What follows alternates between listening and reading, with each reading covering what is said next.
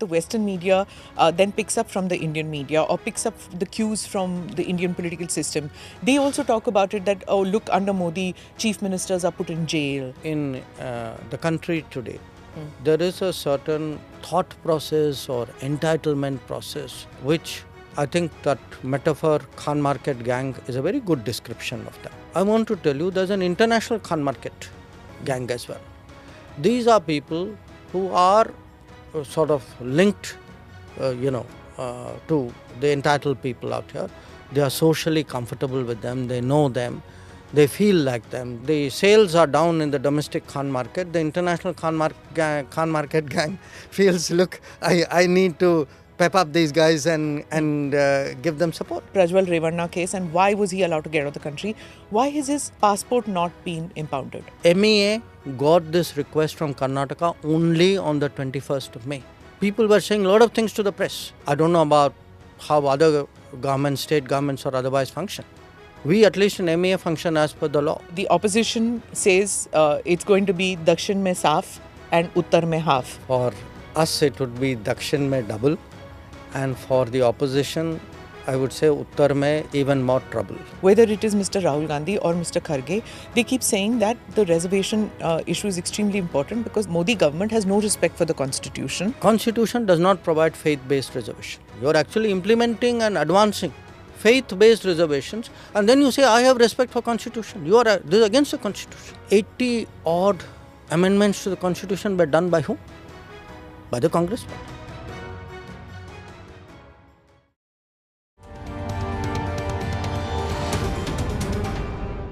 Namaste, Jai Hind. You're watching or listening to another edition of the ANI podcast with Smita Prakash.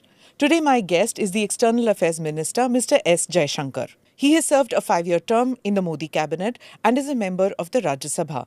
As we head to the last 2 phases of the grueling 7 rounds of polling and the end of the mammoth Indian election, I talked to Dr. J, the politician.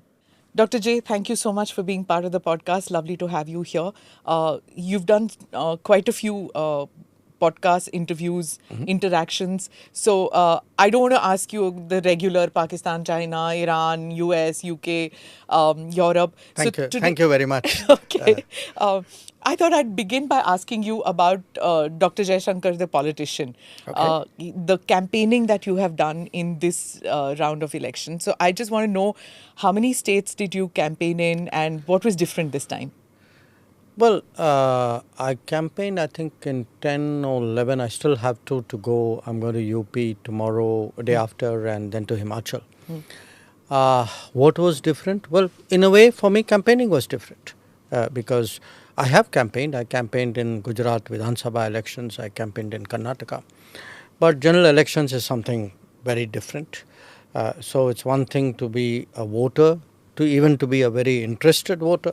A politically aware voter, to have watched elections across the world, but when you have your own and you are part of it and you are participating, campaigning, motivating others, it's a very different experience. Well, you're not a career politician.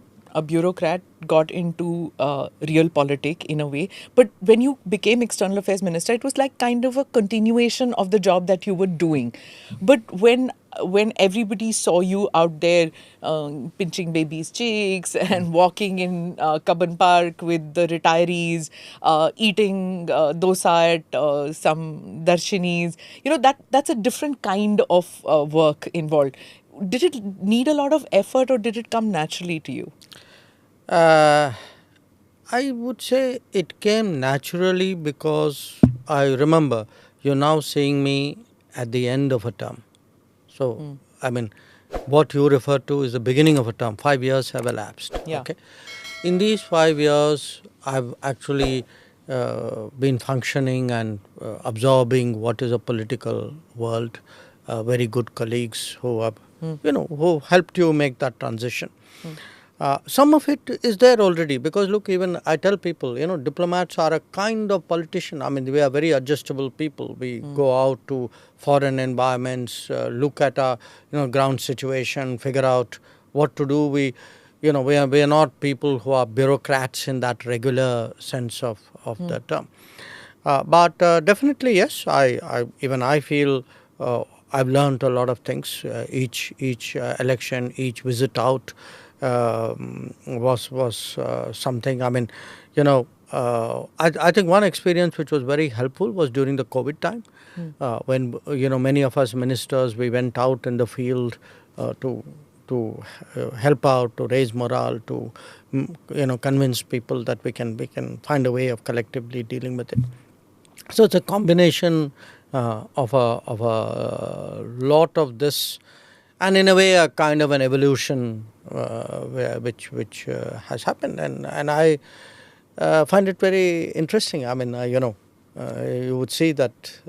I mean, it's something which I sort of Yeah, you took got. naturally to Yeah, it. I've got So, into it. but Yeah. like when in the decades that you've been in the foreign service, basically you were pushing the envelope of the India story in all the countries that you went as ambassador, when you went in as a junior diplomat, and then later as as external affairs minister. But when you speak to first time voters, when you speak to experienced voters, they are people who already believe in the India story.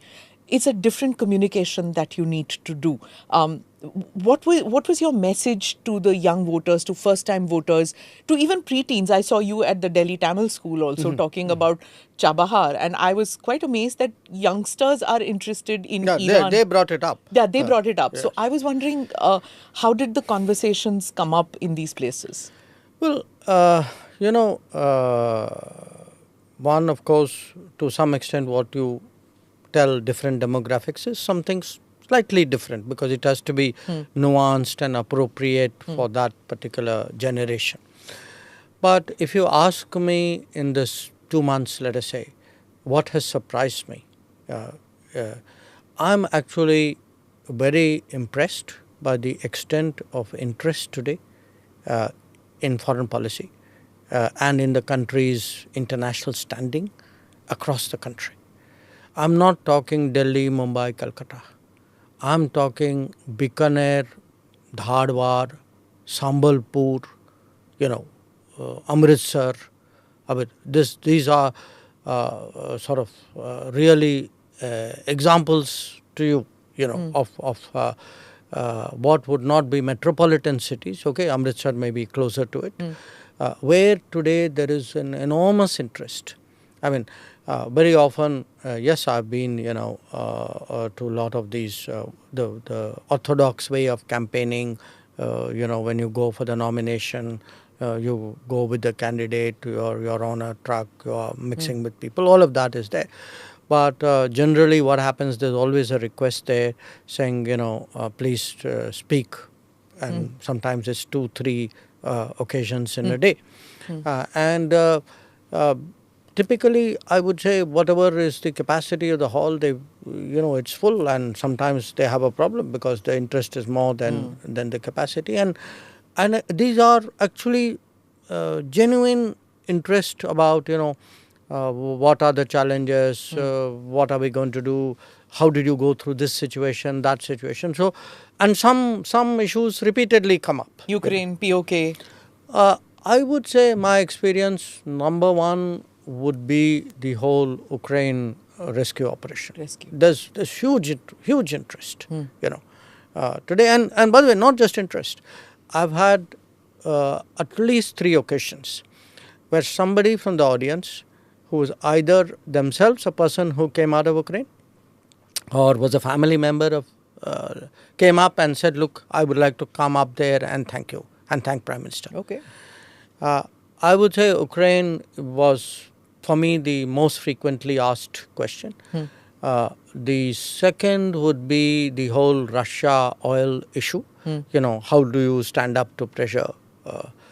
The third, I would say, to some extent, yes, POK would be issue. I actually was taken aback because I find the UN Security Council issue coming up. It's not something I would have readily imagined sitting in Delhi. But clearly people see that very much as a matter of national prestige, of pride, of what is today possible.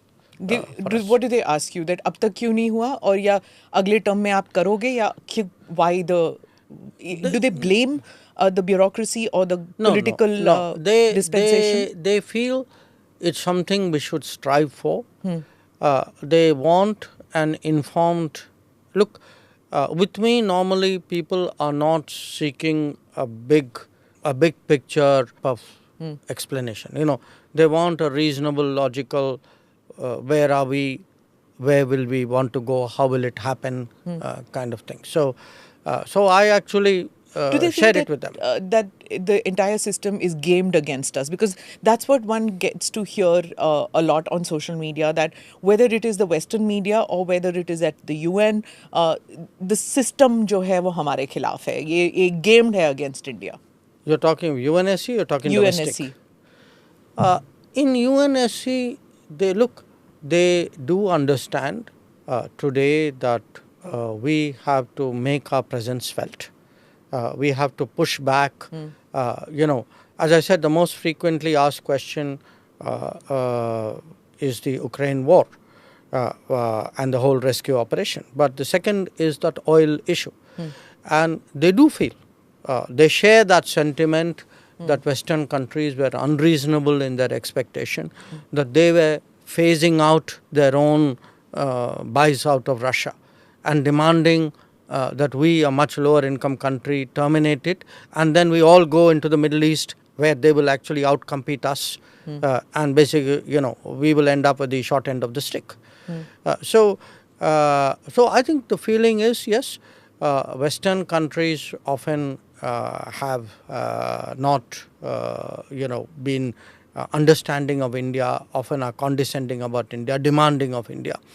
A lot of these comments about our elections, about our democratic process, I think people resent that also. They find that terribly condescending.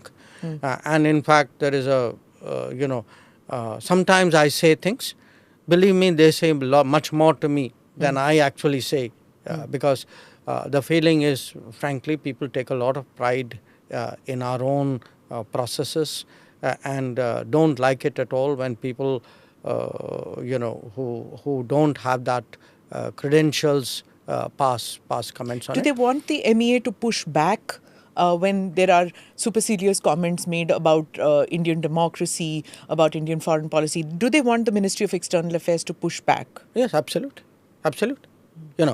And I'll be very honest with you. I think one of the reasons why they are keen to talk to me is they feel that, under the Modi government, they've seen somebody like me push back and they like it, and they feel this is really what should be done. So one part of it is that. There's also that sense about China, that, China is pressing us on the border. We are standing up on many issues today. We are willing to say things which earlier on we didn't used to say. Let us say giving protection to the to terrorists from UN sanctions. That kind of stuff. So it's I would say an overall confidence in the country, in the country's prospects, where we are going, and that we don't need to bend and we don't need to kind of look down in front of the world. And when you stand up straight and strong, they like it. That's what they want you to do. That's the kind of government they want. Not be apologetic on any issue, right? Accept mistakes, but not be apologetic, sure, right? Absolutely. Yeah. The other thing I've noticed is that people keep asking you about what is it like to work with Mr. Modi? What is how does he work? How many hours do you work? And those kind of questions also come your way. Yes. More than many other politicians, I've seen that you get asked this almost in every interaction that I've seen. They ask you, "Kitne ghante kaam karte hain Modi ji? Is he a hard task master? Does he give you goals to achieve and timelines?" They keep asking you this. Yes, they do, and I note your point. And my own sense is partly they see me traveling a lot with him. So perhaps they sense, okay, because you travel with the Prime Minister, you are maybe a better person to ask about working habits and how many hours and when does he sleep and how much pressure is there and how much latitude does he give you, etc. Maybe I don't know. Maybe I'm more open to talking about it. I really don't know the reason, but I do take your point. You know, the Prime Minister in a recent interaction said that when he came in, he didn't want जो पुरानी नीतियाँ जिस तरह होती हैं. He was talking about how foreign policy and how it was changing, and he said that दूसरे देशों को एक संदर्भ में देखा जाता था. Like he said, when I went to Israel, I didn't go to Palestine. कि अगर मैं जाऊँगा, हाँ, the hyphenation, something that used to irritate India to a large extent about the hyphenation. And he says that I didn't accept advice which was given to me, because जो bureaucracy थी वो 3-4 प्रधानमंत्रियों के साथ काम कर चुके थे. वो कहते थे ऐसे नहीं होता, वैसे होता है. And I said, I don't want to see my countries through the prism of other relationships. He was explaining that. You worked with him when he was in the first term and in the second term in different capacities. So tell me, how did that work? You as a bureaucrat, you as a minister, does one have to be dynamic? Does one have to change with every prime minister? Look, my acquaintanceship with Prime Minister Modi before he became Prime Minister was all of about 3 days when he came on a visit to China. But those 3 days were enough for me to understand that he had views and he had his assessment, and he had a lot of experience, much more than people who didn't know him or didn't care to find out. Their impression was very different. Then I met him about maybe 2 weeks after he became Prime Minister. I was then in US. I came back.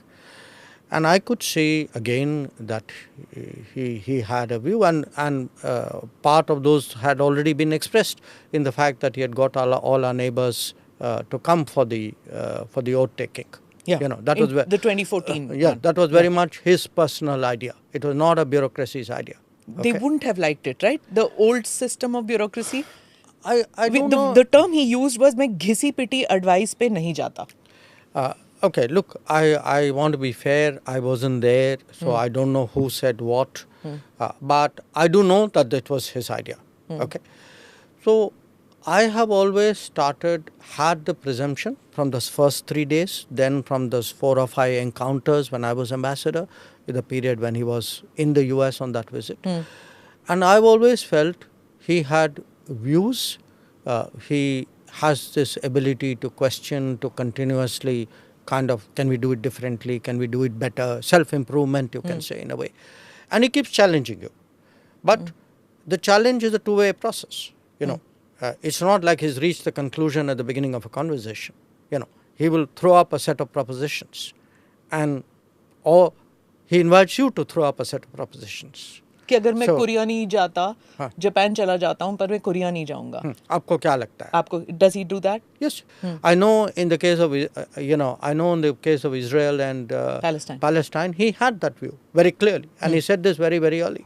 That when I do that Israel visit, he said, I want to do only that Israel visit. There he had made up his mind. Now he went via Jordan.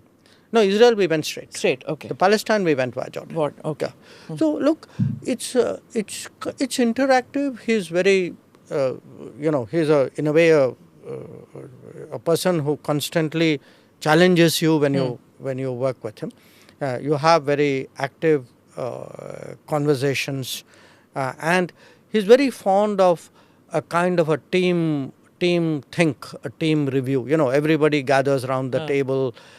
So I mean, some favorite words: review, feedback, kaisa gaya, and normally he speaks at the end, and it starts with the junior most person, so that they don't get crowded. Really? They don't get crowded by somebody senior speaking first. Then there's pressure on them otherwise. So there's a kind of culture. There's a culture about it. So when this team sat together and you were given the target 400 par, did you, like most other people... I'm talking of foreign policy. I know. I'm jumping now to yes. politics. Okay. That when you were given a target of 400 par, see, I'm being dynamic, just like the MEA has become dynamic. So when the target was given 400 par, did you, like us in the media, think, कि क्या 400? How can it be 400 par? कैसे कर सकते हैं? Did you people think like that? No. Say, you got to understand how many other things had happened by the time You are seeing the end point of a process. Huh? Because I'm a member of parliament, I'm a minister, I'm a member of BJP, I'm also party to a whole set of deliberations and meetings and various exercises. So it was not Hawa mein? No, 400 par. look, I can tell you, I'm talking 2 years ago, where many of us were assigned told go visit a constituency and give us a sense of prospects. What are the challenges? These are constituencies we had not won. Oh. Okay, so there was actually, look, this is the BJP you are talking about. There is a process, there is a kind of an exercise out of which an outcome is produced. This is not the other party where somebody decides in the morning what to say and everybody says it. So Such there as? is a You're a politician, not a, who are you hinting at? No, I'm not hinting. I mean, you know and I know. But look, here's the bottom line. We had actually done this exercise of which were the seats we did not win in the 2019 election. What should we do to try and win those seats? Among them, what looks more likely? Who should, what are the changes we need to make? So there's a whole exercise which is done to arrive at that 370. That 370 was not a sort of a figure out of thin air. So it didn't come as a surprise to you at all? No, I mean, look, I mean, many of us may not have known, okay, it would be exactly it would be 370. Huh. But we knew that it would be a very ambitious target. But the opposition says it's going to be Dakshin mein saaf and Uttar mein half. What do you have to say to that? Because you've travelled Dakshin and Uttar. So what is it? I think from our point of view, I would say for us it would be Dakshin mein double, and for the opposition, I would say Uttar mein even more trouble. Even more trouble. So Uttar, now we're heading into the 2 phases of polling, last 2 phases of polling. Do you still feel, does the party still feel, because Congress says, Mamata Banerjee, Congress, Samajwadi Party, all of them say that you're not going to get the number of seats that you expected in the north. Okay. And east. I can answer it many ways. One, I can go to their own predictions at various elections, including the last elections. Please look at what they said and what actually happened. So they're not exactly great election result predictors. I mean, obviously, look, in the middle of an election, if a set of parties are losing, what can they say? Tell people, listen, we're all losing. I mean, as it is. I mean, these are parties, many of them, their candidates have left the field. I mean, forget about supporters coming. Yeah, in Orissa it happened, the Uri Congress candidate. So the point is that, look, I think on the ground, the sentiment to me is very clear. I mean, I can see definitely in the south much greater support and much greater enthusiasm than I've ever seen. And some of our states I've been visiting many times, I've been Kerala, for example, multiple times. I was at the nomination of a candidate and spent some time in Telangana, That kind of upsurge and enthusiasm, very, very strong. I think we will definitely pick up many more seats in the south. I went to Odisha. I think again feeling is that we'll improve our numbers in Odisha. The sense is we'll improve our numbers in Bengal. I went to Bengal, and Bengal, you can actually see this reflected in the kind of, because even in the turnout issue, turnout can sometimes, higher turnout can help you or not. But we feel very confident that in Bengal, in Odisha, in Telangana, Tamil Nadu, Kerala will pick up what's it, UP. So look, if anybody who sits with the numbers, I think there is a calculation out there. Now, you spoke about Bengal.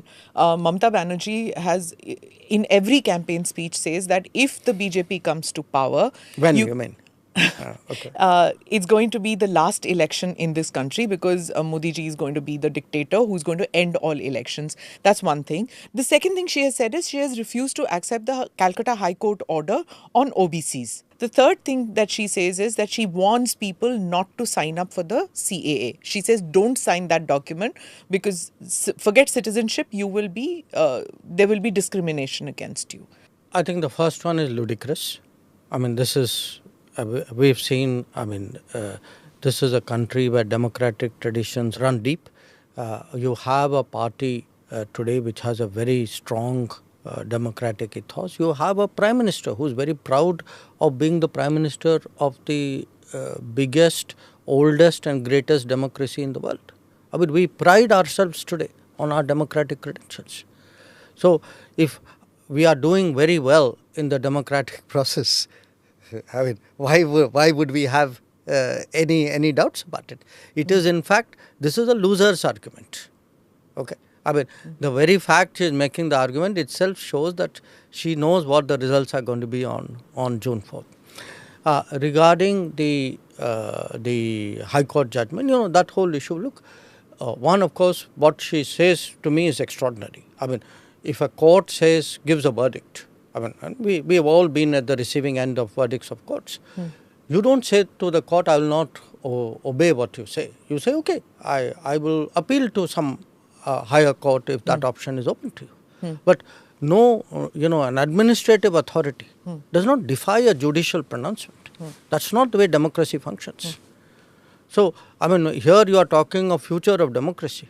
I mean, first, please practice democracy. And this, defying a court is not a way of practicing a democracy. The third issue, look, on CA, I think it's a straightforward issue. I mean, we have created a faster pathway for people who needed that, who have a claim to that, and definitely we feel this is the way of normalizing them. Otherwise, they will remain forever in that sort of you can say that hazy zone of not knowing what the legal status is. And in this country, so today when so many of your entitlements are based on documentation, I mean, that's not the way maybe they would like to run governance. Maybe they like everything very fuzzy and siphony out there. But I think in a clean, transparent system, documentation, I think it's very important for everybody. But when you come to, if I was to come back to the reservation issue, it's something that even the Congress has picked up, whether it is Mr. Rahul Gandhi or Mr. Kharge. They keep saying that the reservation issue is extremely important because the Modi government has no respect for the constitution, and they will eradicate reservations for scheduled caste and scheduled tribes. Okay, so let's separate the two issues. Okay, because I have comments on both respect for constitution and eradicate, and the reservation issue. Who has actually attacked reservation in this country? Actually, if you look at it, most of all the Congress party and some other parties of the India Alliance. Because what did they do? They have actually systematically used faith, the argument of faith, and created minority institutions and taken away reservation from those who had it. Now, we know there are the famous cases, Jamia Millia University being one of them. But there are 9,000 institutions like this. So which means they declare Jamia as minority and they don't get reservations. So who loses? So essentially what are you doing? Look, here, because that's why from there I come to the constitution. What does the constitution provide for in this country? Constitution provides for reservations for scheduled caste, scheduled tribes, and then thereafter for the OBCs. Constitution does not provide faith-based reservation. But effectively, what are you doing? You are advocating, not advocating, you are actually implementing and advancing faith-based reservations, and then you say, I have respect for Constitution. This is against the Constitution. Now, when you speak of the Constitution, let's look at the Constitution. Okay, 80 odd amendments to the Constitution were done by whom? By the Congress party. Okay, so the party which has the highest record of changing the constitution now has the temerity to say other people have intent on the constitution. The party which is actually doing an end round around reservations is saying, oh, the other guy has intent on doing this. The ground reality is totally different. And if you look, not just to that, forget, let's say for a moment, put the letter of the constitution aside. Take even the spirit of the constitution. Tell me which article of the constitution allows governance by remote control? Who was really controlling policy for those 10 years of UPA? And what was the constitutional sanctity of it? You're talking about the NEC? Yes. No, and the whole culture. Look, when somebody can come into a meeting and tear up what the cabinet has approved, where is the respect for constitution then? Today again I hear, I will tear up this, I will tear up that. If you think you are entitled to tear up what you don't like and then say, oh, by the way, I have respect for constitution, you really think people are going to buy that? But why did the Prime Minister of the day accept it then? This is what I'm trying to say, is that it's easy for him to say it because whatever he says, whatever Rahul Gandhi says, is done when his party is in power. Because Smita, that was the culture of that party. That is still the culture of that party. So when you talk about democracy, we go back now to Mamta. Where is the democracy if there is a inheritance system of a party? Where the culture of the party is that the lineage will determine what is the power. So, to my mind, the Parivarvad is fundamentally anti-democratic. And if you look at the parties of the India Alliance, them, SP, SAPA, DMK, what unites them? Parivarvad. And Parivarvad is fundamentally against democracy. Isn't this something, look at America. You have the Bushes, you have the Kennedys. Isn't this something that's there everywhere? Japan, everywhere you have. No. Look, to some extent, I'm not saying we are the only country with Parivarvad, but in many other cases, the Parivar member, the next generation, has to go through a certain process. Yeah. George Bush did not hand it over to George W. Bush. See, there's a difference. Yeah. You went through a primary, you contested against other people, you won some, you lost some. Through those hanging chads and those things happen. Yeah. So look, we cannot rationalize, we cannot say Parivarvad happens everywhere in the world. I agree, it may happen in other countries. Okay, others may have their drawbacks. That doesn't mean it makes it good in this country. Okay. But here's my point. If you look at respect for constitution, because let's go through the issues you have listed out. You look at respect for constitution.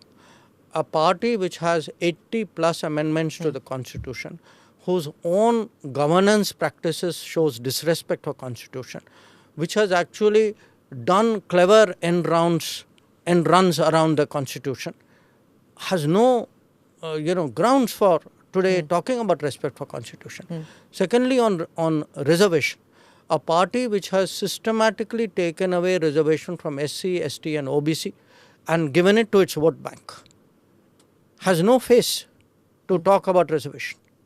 And third, a party and a set of parties here who actually have done this parent to next gen handing over the baton. For them to talk about democracy, I think is thick. But this is also something that the Western media then picks up from the Indian media or picks up the cues from the Indian political system.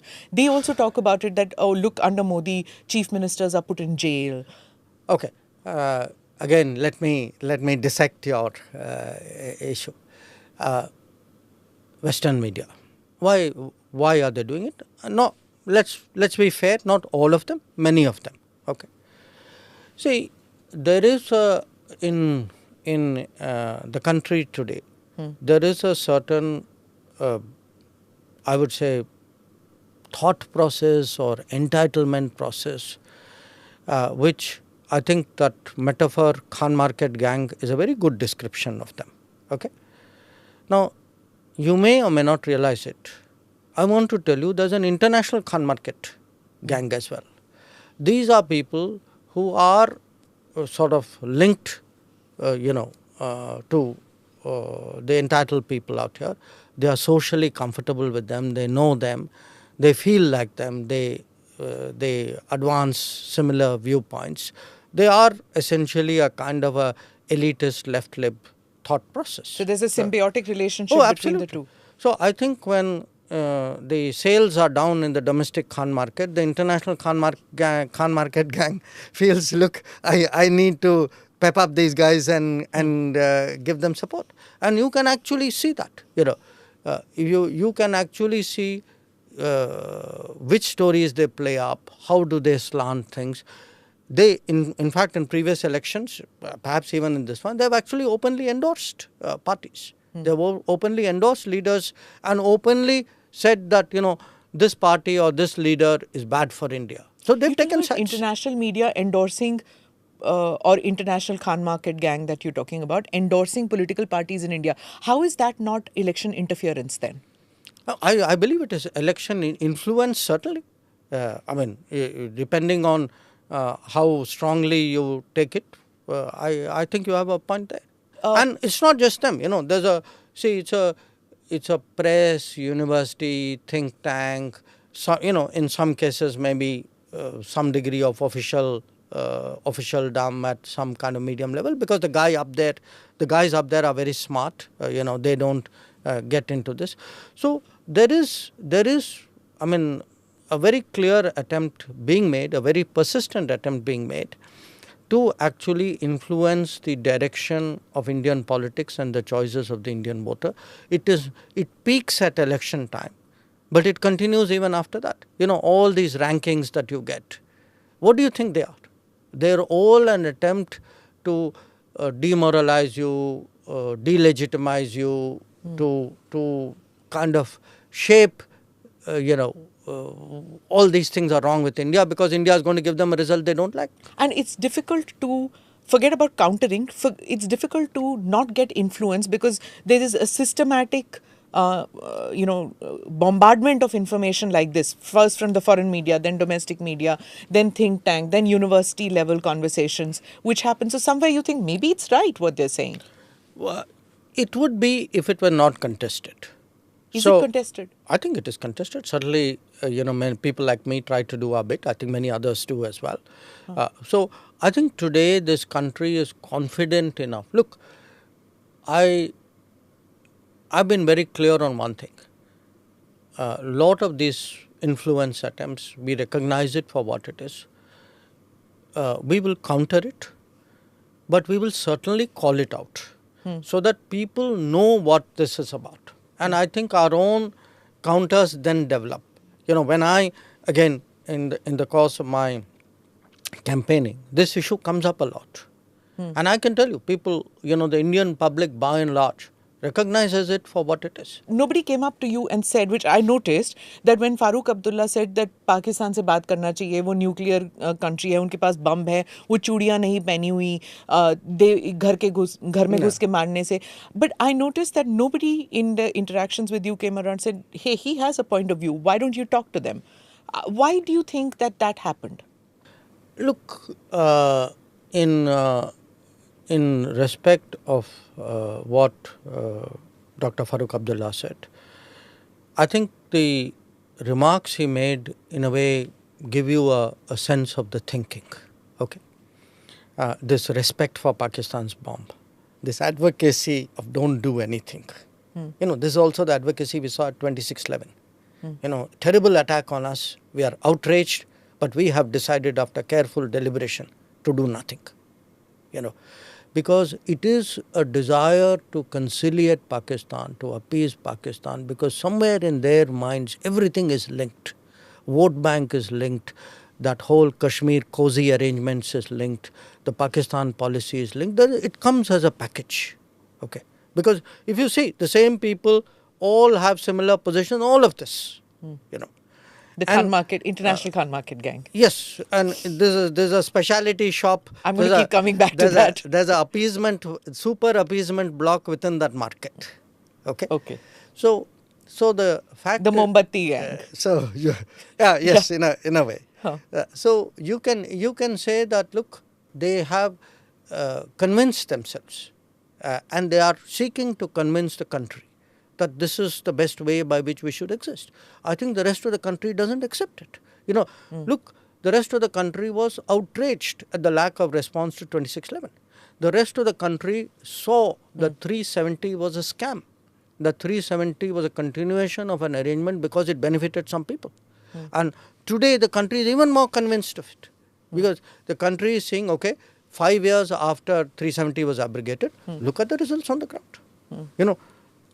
Even that you could have debated. Look at how the polling has taken place. Let me come to 2611 and that, that period when inaction or deliberate inaction was seen as a positive. And if you remember at that time, the New York Times, Washington Post, all of them saw this as a fantastic decision by the then dispensation, a very mature decision to hold back. And it was appreciated worldwide. When those guys praise you, get worried. But carry on. But that's exactly what the Prime Minister said in an interaction, that I don't work for editorials. Is Particularly that for those editorials. Yeah. So that's what I want to know. That I have seen the Ministry of External Affairs getting riled up in the past over editorials. Do they still get riled up? Do you try to get them to understand your point of view? How does it work? See, I don't think we get riled up. But it is our job to contest, to convince, and where necessary to communicate. Okay.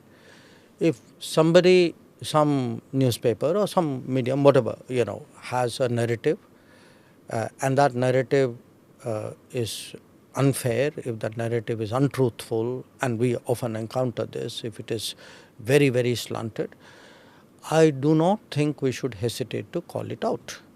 To me, it's not diplomacy to turn the other cheek. It's weakness. Don't confuse. Diplomacy is not continuously taking blows from people who mean you ill. Diplomacy is to assess a situation and do what is in the interest of your country, and if that means doing something on your side, also to do it. So what happens is when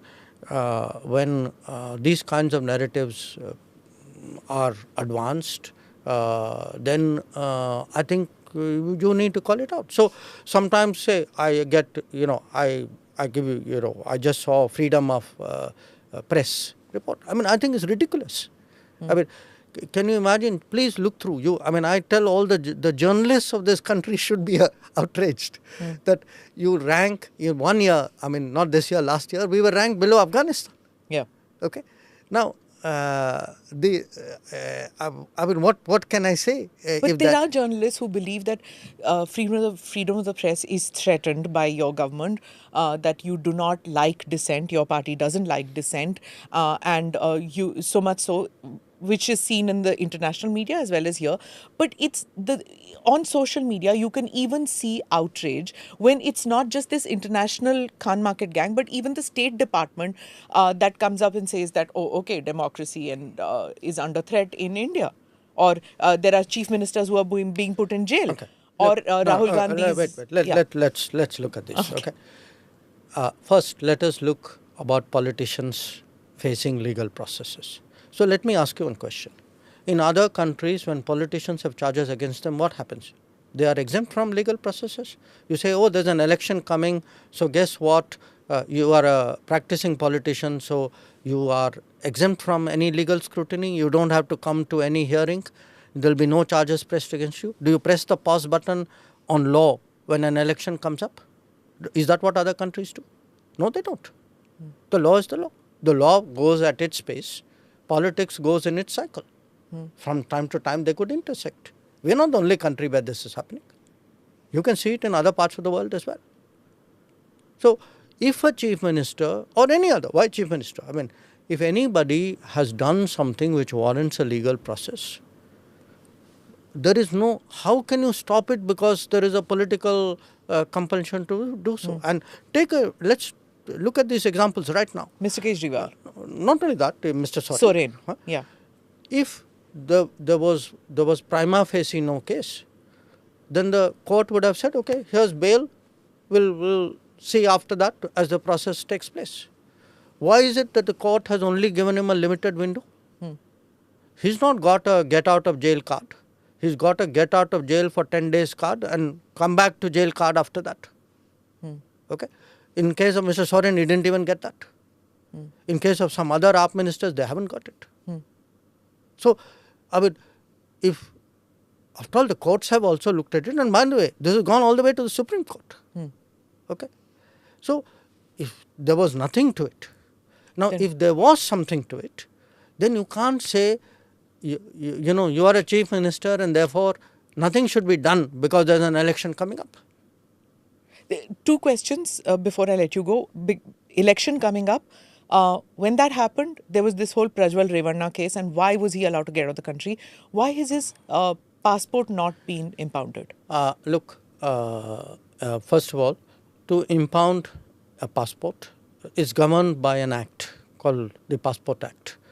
We need a judicial, a court or a police request to do so.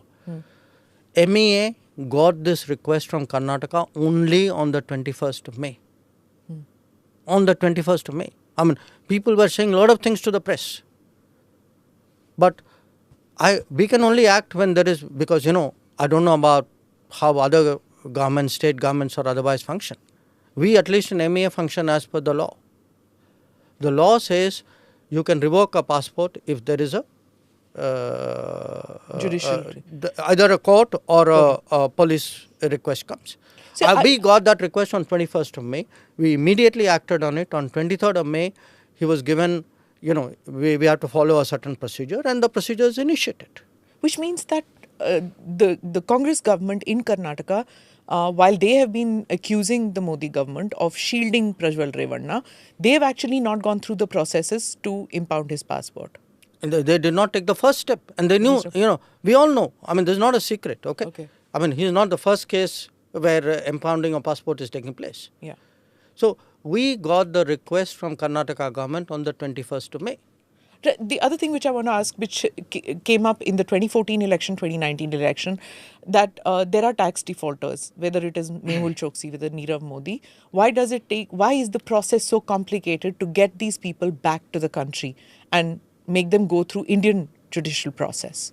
That is a question which mostly we need to ask the UK, because that's where the high profile people have gone. And we have presented our case strongly. As you can see, multiple rounds of legal proceedings have gone in our favor. And in many ways, I think, we continue to press very, very strongly for their return. They obviously use all sorts of arguments, and I think it is incumbent on the UK authorities to take a responsible view of it. Otherwise, there's a reputational implication for them. I mean, they will end up being seen as a haven for tax evaders and tax defaulters. So, as I conclude, I have just one question to ask you. The Prime Minister said that in his second term, when the COVID pandemic hit, at that time, there was a realization in him and in the government that जो humanitarian aid का ठेका West ने ले रखा है, वो हम change करेंगे. Now it's going to be India which is going to do that. And we saw this in the vaccination case. We saw this in several other things. Is that going to be something that you will see continuity in Modi 3.0 if you people come back to power? Smita, what has happened is from even well before the COVID. In fact, I go back to even the Nepal earthquake in 2015. There was a water crisis in Maldives. There were mudslides in Sri Lanka. So, over the last 10 years, we have actually built up a very solid reputation as a first responder. So, today when we speak about our international standing, there is a perception, especially in the global south, that when something goes wrong, it is likely that there will be support from India. These are today the responsibilities more, we have to, as we get bigger, we'll have to take on more. And that is really what Prime Minister Modi has done in the last 10 years, is preparing us to do more. Because, most of our conversation today has been understandably about the elections and politics. But I will also tell you there is this sense which I believe the Indian public has picked up. That sense is India will rise. We are getting our domestic act together. I mean, big changes have happened. If you look at the infrastructure, look at the social welfare system, look at the 7% growth, look at really the inclusive benefits of it and the inclusive employment which comes from it. The country is getting its act together. We are actually moving forward, but we recognize when we look out in the world that it's a very difficult, stormy, turbulent, volatile world out there. So people want a safe, sensible, experienced, good judgment kind of leadership out there, because they know that India is going to will need that vision, will need that ambition, will need that motivation, but we also need those skills and those good judgments and the confidence to navigate that. And I think that's, to me, that's one thing which they see a lot of them, for them that's very, very important, and that's a great value that Prime Minister Modi has in their eyes. So India at the high table in if Modi comes 3.0? But you keep saying if, but... My job as a journalist. No, sure. But look, definitely I would say India's, we look with each passing year, our influence, our presence, our ability to shape debates is growing. And I can definitely see that. I mean, definitely in Modi 3.0, I'm very sure that, foreign policy, our international presence and activity would be much, much stronger. Where will you be on June 4th? And what will you be doing? Watching TV? I will be watching TV like much of the country. And what do you think the number is going to be? I think the numbers will be strong. I hesitate to put a number, but I have every confidence that when the Prime Minister and the party picked 370, it was a very serious number we picked after a great deal of preparation for that number. And usually you can see Bhajpa is very serious about its targets and its commitments. Right. On that note, thank you so much, sir, for spending time with us and explaining what 2024 election has been to you and to the party. Thank you so much. Thank you. Great pleasure as always. Thank you for watching or listening to this edition of the ANI podcast with Smita Prakash. Do like or subscribe. Namaste. Jai Hind.